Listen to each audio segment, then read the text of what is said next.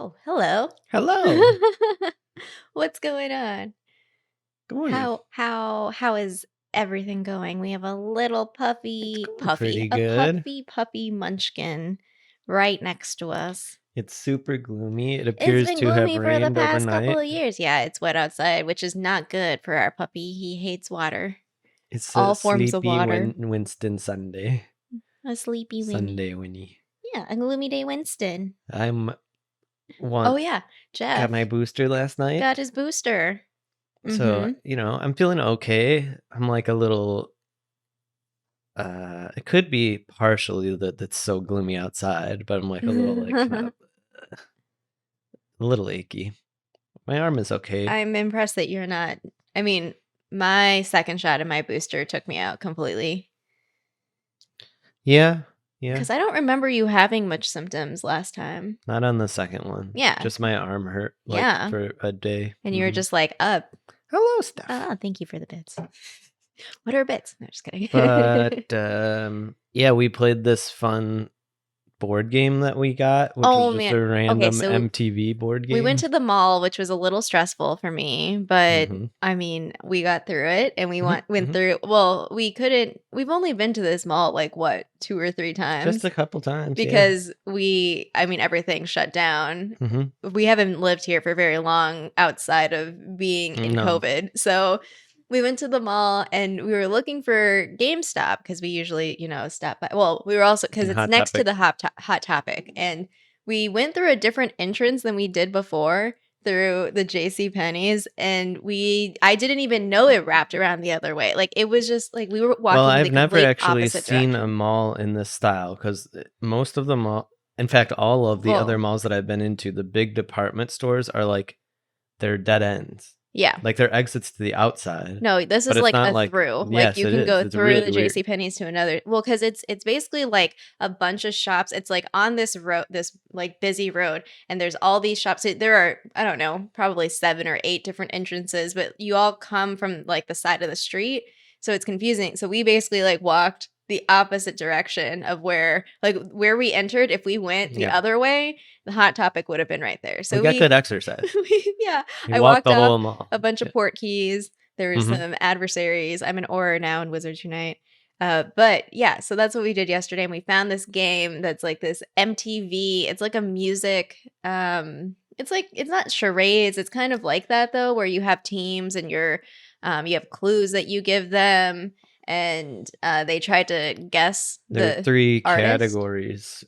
So Mhm. like for the main part of the game, so it'd be like you have to get them to guess the artist in one word. Yeah. You have to get them to guess the artist just by speaking lyrics. Yeah, I was bad at speaking the lyrics 'cause I kept wanting to sing-song it. And you have to get them to guess it by humming or Humming. whistling. And Oh, they man. have to do all 3 I can't in whistle, so I 30 have to seconds. hum, and humming is hard. I tried to do Brittany. I don't know. You're not going to get DCMA'd because it's impossible to tell what that is. Or whatever it's called. Yeah. No, it was fun. It was a lot of fun. I mean, it's not a 2-person game, but we were just having fun with it. Oh, and then there was another round where you flipped a card over and you go back and forth, and it's like a word, and you had to like identify like how that word was in a different song. So I just kept going back and forth. Yeah, so it was fun. So like we had heart. Heart was so we had to hard. go back and forth. Shot through the heart. Yeah. Yeah, it was a lot of fun. We love that stuff. It was super fun. And we just like found it out. It was like this little off on its own little game, just kind of sitting there. Didn't match the style of anything else in there. I just saw the giant MTV like in bright colors. Yeah, what the heck? It'd be fun to play the actual one if we had. Yeah, if we had more people. More people. Yeah.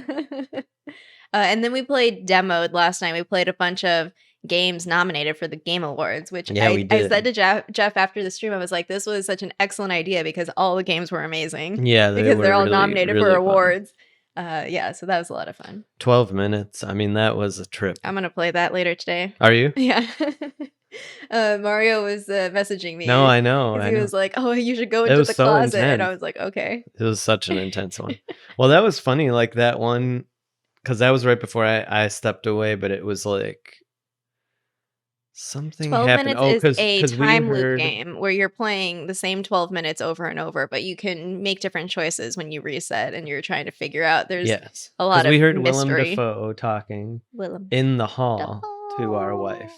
So we were alone in the thing, and I'm like, "Oh, go in the closet," and you got in there in the split I second. It know. was I thought for perfect. sure that he Look, saw the door me. was opening, and it was just like. Daisy But then Ridley your wife was the totally wife. gave you away so hard because Yeah. she's like, "Help me, come help me," and it was like, "Come on, man." Yeah, I don't. I already told you had about an the time idea loop. last night. Yeah, so James McAvoy is you, and Daisy Ridley is your wife, and they voice act the whole thing. Yeah, it was great. Really enjoyable. All of them were good. I'm Yeah. looking forward to the podcast already. All right, well. Speaking of podcasts. This is what we're doing here. Juan's ready. Avada Kedavra. Turn to page 228, Beauxbatons and Durmstrang. Oh, so I looked this up. I've been saying Beauxbaton wrong. It's Beauxbaton. You are correct. You told me when we first started talking Harry Potter, I remember we had this discussion and you were like, it's Beauxbaton. And I was like, no, it's not. It's French. It's supposed to sound prettier, like Beauxbaton. It's Beauxbaton. Okay. My bad. Maybe that's the English pronunciation. Yeah. Today's lesson is called Arrivals. Mm-hmm. The chapter begins with our trio being Imperiused by Professor Moody. Okay. Harry's experience is unique in that he struggles against the command, and Moody uses him as an example of how to defend against it. Their other coursework is immense, with each professor, even Hagrid, seeming to give them mountains of tasks. Fred and George are acting strangely still. Sirius insists on returning to Hogwarts, and Hermione is pestering Gryffindors to join S.P.E.W. S.P.E.W. The excitement for the Triwizard Tournament mounts with the impending arrival of students from the competing schools. Each arrive in unique ways, with Beauxbatons and their Hagrid-sized Headmistress arriving by flying carriage, and Durmstrang and their cold and calculating Headmaster arriving by underwater ship with their student, Viktor Krum. Mm-hmm. So who has a head cold. Yeah, he does have. I was like, oh, okay. Let's start with the Imperio, I guess. Yes, let's. Oh my gosh, I did not recall that because we talked about this last week. I didn't realize that this scene would be like right away. Oh yeah, with Harry resisting. Yeah, but it was like right away. Yes. Flip the page and there it is. Yeah. Yes, I don't even remember. I've only read Goblet of Fire one time, like all the way through, so I don't even remember this at all because my mind of this story is so much of the movie. So we were talking about the unforgivable curses last week, and so Moody's I just wrote yikes. That's all I wrote. I had a thought here too, which was that all of this, because we know the mystery of this book, all of this you could argue that this is all done in order for him to test whether Harry will be susceptible to the Imperius curse. Like, is this a good idea to Imperius him? Yeah, it's also like he basically blames it on Dumbledore. He's like, oh, Dumbledore wants this. Yes, he does. And my first thought was, although I don't know, do the students ever talk to Dumbledore at all? I'm just like, someone go confront him or tell your parents, or I mean, did he do this on Draco? Like, Draco, go tell your daddy, and so he can like yell at Dumbledore or something. Like, this has to be stopped somehow, or not necessarily stopped, but interrogated, brought to light in some way. Like, this doesn't seem good. The thing that was shocking to me after, though, was that we had another scene in a classroom where it was Hagrid with Care of Magical Creatures, and Hagrid threatened Draco. Got him. To transfigure him. Got him. Into look. Absolutely. I know it would be a joy because it's Draco, but Hagrid, not that he would do it, right? Would he do it? I don't know. No, he would not do it. He doesn't have a wand. The thing he does have a wand. Yeah. He's not supposed to have a wand. But the thing that caught me was that that's not something Hagrid would have ever thought of or threatened or said if it weren't for fake Moody. you know, like, and how quickly things can spiral out of control just by the existence of something that is semi-tolerated. It's not like he got reprimanded or anything. He just got yelled at by McGonagall a little bit. Nothing Who is his happened. peer? Yeah. Yeah, it's yeah. Moody's presence is interesting because it's causing all these different. Potentially, it's contributing to people acting a bit different. I mean, Neville with the confidence, Hagrid here. Neville. Maybe just in general, the sort of darkness over the school. Darkness. It's not entirely clear because I know, like, before last chapter, we have like Fred and George and Lee talking about like, oh, he's really been there, like, la la la. It's not clear. Did they also go over the unforgivable curses? I feel like no. I mean, but this maybe feels maybe in a different way. But that would be a clue then. That would be an obvious clue if Moody they don't only even tell did this him stuff. though. They don't tell them like what actually happened, so it's not like they would know. But it feels like it would eventually get out, right? If he only Imperiused this class, and it's like, oh yeah, we got Imperiused today, and it's like, what? Yeah. So he must do it with, like, I don't know, every fourth year and above, or I don't know, who even knows. I guess. I wonder what Professor Moody, not Moody, it's Newt class is like this year. Oh, yeah. For like 7th years. And 6th and 7th years. Speaking of the movie, one of my favorite scenes is McGonagall like Harry and Ron have a free period and she like sees them in the hallway and she's just like, oh, well, you should whatever the rankings were. And then she's like, take Weasley with you. He looks far too happy over there. That's 6, yeah, with Slughorn. It's just, it's with Slughorn. Oh, darn. Yeah. It's before the book. It's still funny to me though. Oh, it's hilarious. Yeah, so it's a great scene. Yeah. Oh dear. Oh yeah, in the 4th book, I mean the 4th movie, they're still like baby-ish. Like they're still. In 6th What do you think helps Harry defend against the Imperiused curse? I think it's Voldemort. Ooh. So the only reason that I thought I was thinking it was Lily, but I like your theory much more. The only reason I thought that was because, well, I don't even know. We only see this we don't see the inside of Hermione or Ron's mind. But the thing that I was like, the voice thing, it just sounded like a different tone. I don't know. Maybe it was just the way I was reading it, where it was just like, why would you jump? That's so silly or whatever. Yeah, it just seemed very stupid thing to do. Like out of like a third person in there. That's what it felt like. Man, to me. I like that very much. And like, of course, Voldemort would be able to resist an Imperius curse, right? He's like, I would assume so. Yeah. If anyone has someone's tried. gonna Imperius Voldemort, the darkest wizard, one of the darkest wizards. Oh, I like that. I don't know. That's just what crossed my mind. I did. I did think about that as we were in his head and having that, back and forth tension thing. Yeah, I was thinking like what it reflected. Did it reflect something about Harry specifically? It's funny because you said Lily, so yours was kind of more a protective, like. But I wasn't satisfied with the answer. Yeah. Okay. So because I was gonna say, like, is it just like a coincidence, and Harry actually is good at this type of like self-awareness or something like that? But I thought it was Voldy. I like that. I'm gonna go with that now. That's my canon. Oh my goodness. And then we still have Hermione going on and on. Yeah, and Fred and George doing their thing. Yeah, yes. So they are still like hush hush whispers about so-and-so not getting back to them. So now we kind of probably figured it was a person because I think what they said last time suggested there was another person that they were both talking about. Yep. But this, they whispered a little bit more. Have we talked about how Harry is just also dismissive of Hermione's efforts? I mean, only a little.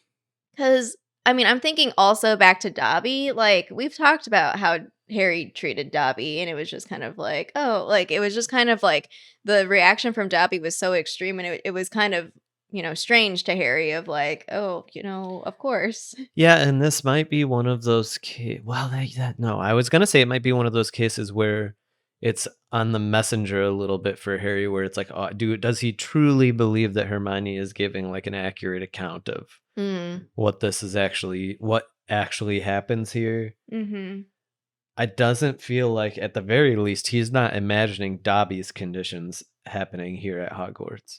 Yeah. But he should, because not every headmaster and headmistress is the same. I mean, he should You know, like that's He's part of the also, I story mean, too. Harry's whole life is being oblivious to a bunch of things, though. So Yeah. I guess I could Yeah. like the contrast between someone like Hermione, who like she is obsessed at this point, where she's just like, I'm going to talk about Hogwarts of history, which is, I'm gonna say that it's basically propaganda. It's like Harry might revives also be in history, you that know? mood of like he's young-ish and he's like, what is this doesn't matter. Even if he's agrees with it, he's like, I'm not gonna put any time into this because Yeah. nothing's going to come of it. Well, I think that's how a lot of, I mean, there is a description of, there are some students who were on board, but like they didn't want to be actively part of whatever Hermione was doing. Yeah. I mean, to be fair, Hermione's being a bit aggressive about it in the way that she's Yeah. talking about it. Yeah.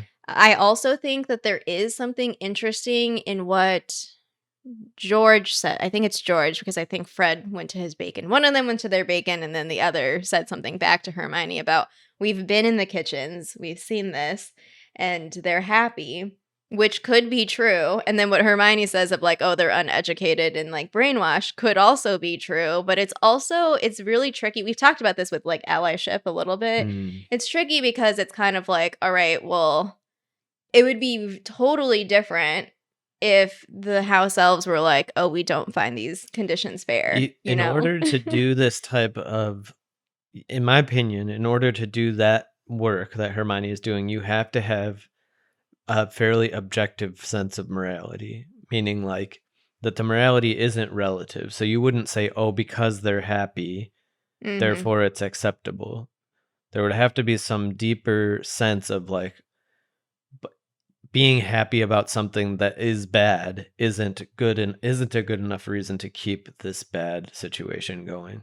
Yeah. So it's really interesting, but we do know that then you're talking about moral impositions often, Mhm. because the house elves may not feel this way, and in fact we'll find out in the next couple of books with Dobby that he is kind of seen even in the house elf community as very strange. Yeah.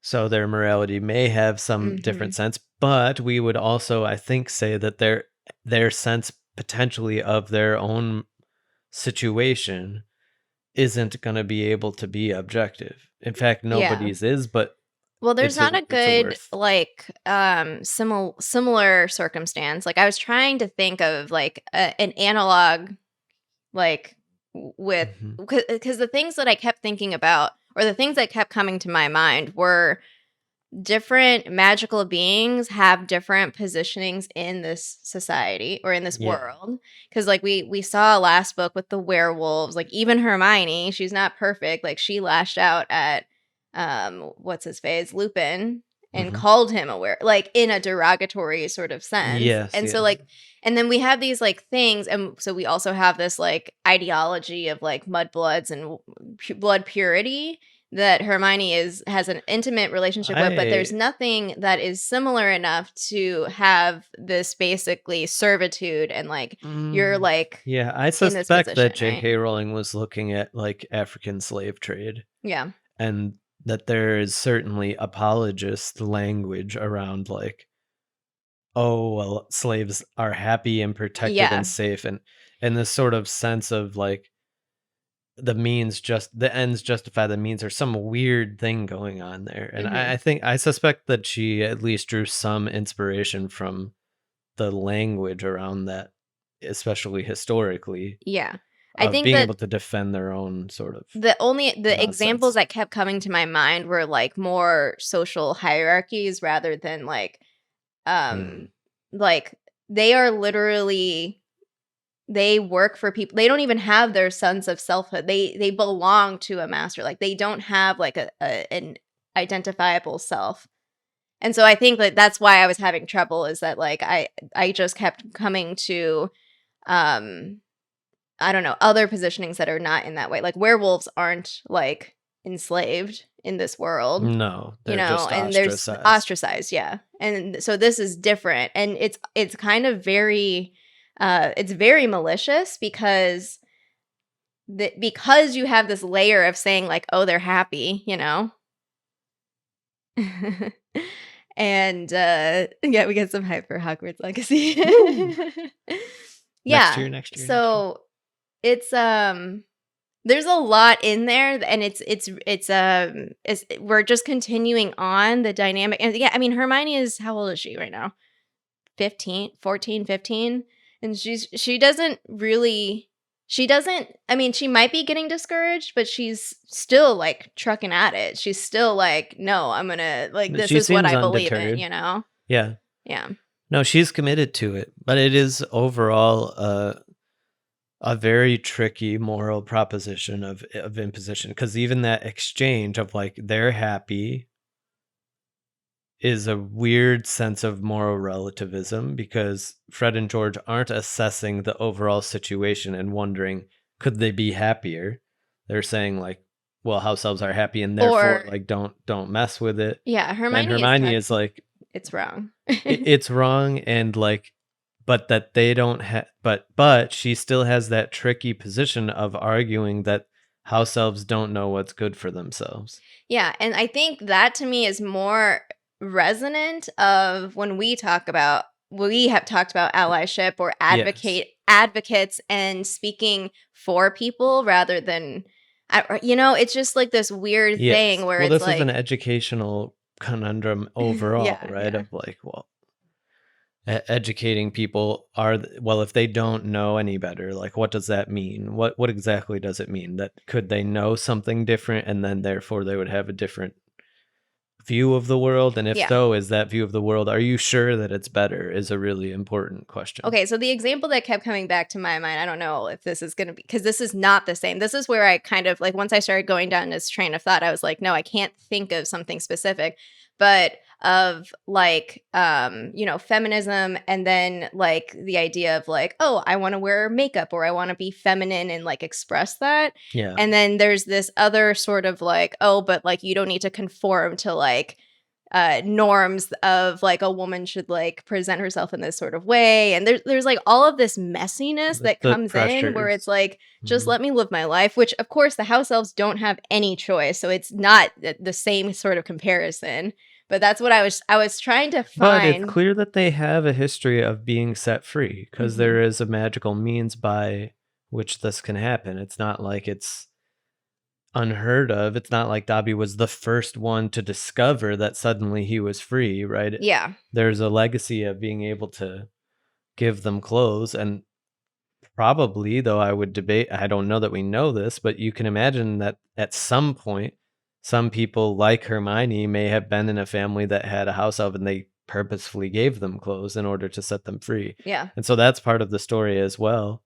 Well, Natura commented on our last video about what was it? It was it was about Dumbledore. So you mentioned about headmasters and headmistresses are different. So her comment was about Dumbledore being more protective of house elves, and like, well, we can't really do like a sweeping change and like make it so that it's not this in this particular position and make it drastically different, but the least I can do is be protective and kind and whatever.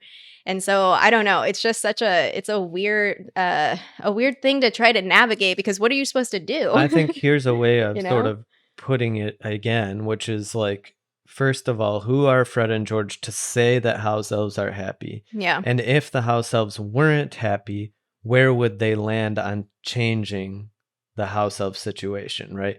Is it just their happiness that makes them feel, or are they projecting like, well, they must be happy, this is how things are, right? It's a very difficult, I mean, it's extremely difficult. For me, it's easy. Yeah, well, but I can understand the relation, but we didn't live with it as wizards or something. But I think externally it's like, well, no, I mean, just pay them. But we have our own stances on labor, so it's like, just pay them. Like, this doesn't make any sense. There's no justifiable moral positioning here. They're fully they're paid in their happiness for working at Hogwarts. As we're talking, I had this very like somewhat dark thought of like, do you think what do you think happened to Dobby's parents? Do you think Dobby has any siblings? He would never know. He's just on his own. I don't know. Little I don't baby know. house Those elf. Oh baby my house elves would gosh. be like a little baby And Yoda. how soon are they enslaved? This is Oh what, gosh, no. Okay, we're gonna cut. It's easy for me. I mean, it's an easy Yeah. moral stance for me. I'm on Yeah. Hermione's side 100% of the way. So I'm trying to talk through other people's. Right. Yeah. Yeah. Okay, so the whole Beauxbaton thing and the Durmstrang, so this is on Wizarding World. This is writing from Mm. J.K. Rowling. So Mm. this is why it's official. It says like Beauxbaton. Like that's literally what it says in the brackets right there. Mm. Did you know that it's not just a girls' school? Yeah. Oh my gosh. Okay, so again, my understanding of the Wizarding the World movie. with these, yes, is the movie. Mhm. So apparently the Flamels went there. Actually, no, I think I knew this because when we looked up Nicholas Flamel, I think that's when in book 1, when we first had conversations. I think that's when I first learned this, but I did not commit it to my memory Interesting. at all. Okay, So he they went met there. Yeah. Him and his wife. They met at Beauxbaton's in their youth. I wonder if we'll see them in Hogwarts Legacy. Ooh. I hope so. Like anytime I get to see something that's like, because it's Familiar. like a thread, right? So you get to see it at a different point. It breathes life and into the world. contextualize. It's like, well, this isn't. Yeah. This person wasn't just made up on this page. They yeah. actually have a life. And they have a purpose. They exist and they have a purpose. So apparently Beauxbatons and Durmstrang have a larger studentship than Hogwarts. It didn't say how much more, but they do have more. They have a, this is a quote, preponderance, which I've only heard in the context of like legal terms, but preponderance of French students. Yeah. Through those So Spanish, mostly French. Spanish, Portuguese, Dutch, Luxembourgians, and Belgians. Wait, is it Borgians or Borgians? I don't know, but that's very interesting. Okay. I thought it was only French. Very Well, nice. it's mostly French, but it has others. And yeah, because it was interesting, because then I was like, the thing that I kept thinking about, wasn't there a book that Hermione read that was like with the rankings of the schools or something like that? Or am I making that up? I might be making that up. So I kept thinking, I was like, well, what is Hogwarts' like reputation of like, are they, because it's the premier boarding school. And so I don't know, it was just interesting to me because I've never actually, have I been to Europe? Greece. I've been to Greece. I've been into, we'd had a layover in the Paris airport. Like I don't have much experience with European countries, and like I know that they're, in terms of proximity, they're closer together, so it's probably they're not like as jarring. They're like states in the U.S., especially like the but East closer Coast, together. East Coast, Midwest, like distances. Yeah, not the West Coast here. No, where everything very, very is, big. it takes hours and days. Texas to California is like 24 hours. It's insanity. So Durmstrang, which is spelled Doorm in the like pronunciation. Oh, okay. Durmstrang. Durmstrang. It once had the darkest reputation of all 11 wizarding schools.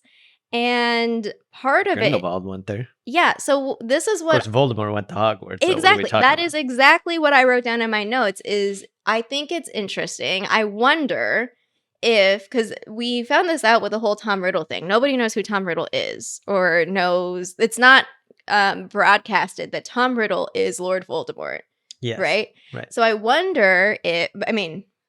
Dumbledore knows, though. Yes. So, like, I wonder if taking or like learning from or seeing what happened to Durmstrang with Grindelwald, because it took a very long time for them to escape that, legacy, if you will. It's on the brain now. Yeah, I know. I'm just gonna keep talking about Hogwarts Legacy. So Hogwarts Legacy is not necessarily tainted with Tom Riddle, because that is not broadcasted as like Herpo the Foul. Grindelwald just needed to like make up a new name and not tell anyone who he was. Make a couple Horcruxes and Grindelwald. But so that was a thought that crossed my mind. I was just like, okay, well, how come they get the bad reputation when you also have this big baddie? But we also have Karkaroff, who is a former Death Eater. Yes. And this writing from J.K. Rowling, she wrote, Karkaroff was an unprincipled an egotistical man who encouraged a culture of fear and intimidation among the students, and many parents withdrew their children from Durmstrang while he was in Yes, charge. I actually love his introduction and the swift way in which we get a sense of who he is when she says that the smile doesn't extend to the eyes, which are cold and calculating. That sentence has, I've thought about that many, many times when trying to like write a character. That how do you communicate like something central about a character in, Without brief saying terms? it. Yeah. Directly. Yeah, I'm just saying like, oh, yeah.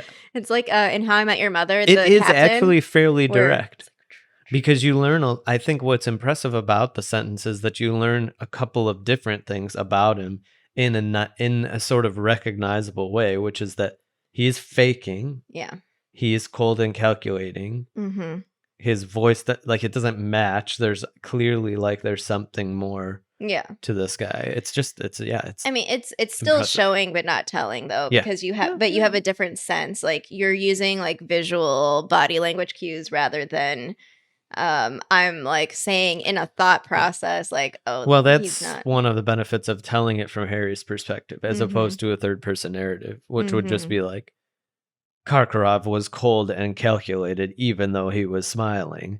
And instead it's like Harry thought that the smile didn't extend to the eyes, which were cold and calculating. So it's body language instead of just statements. Yeah. So Viktor Krum is notable for the school Mickey. to try to turn around this reputation. It's funny because like there was another little piece on Wizarding World that was like, which wizarding school should you go to? And so I read like little tidbits, Ilvermorny, all the different wizarding schools. And when I got to Durmstrang, it was just like it talked a lot about the physical thing. So like if you're not really on academics, that this school might be for you because they focus on the physical aspects of magic.